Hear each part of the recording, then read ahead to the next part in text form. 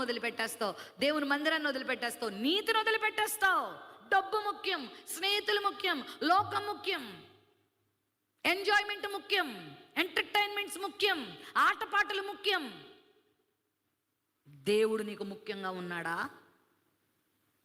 అసలు నువ్వు బ్రతుకుతున్నదే ఎందుకో తెలుసా?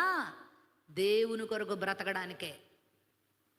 దేవునికి ఇంకా ఆరోగ్యాన్ని ఇచ్చి ఆయుష్ ఇచ్చి ఎందుకు బ్రతికిస్తున్నాడు తెలుసా? నువ్వు ఆయన కొరకు బ్రతుకుతావేమో అని చూస్తున్నాడు. నువ్వేమో నీ కొరకు నువ్వే బ్రతుకుతున్నావు, లోకం కొరకు బ్రతుకుతున్నావు. అసలు ఆయుష్ ఇస్తుంది ఎవరు?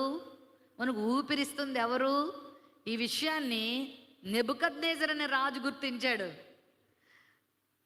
సకల మానవుల జీవము, ఆయన ప్రాణము ఆయన వశంలో ఉందని చెప్పాడు ఆయన.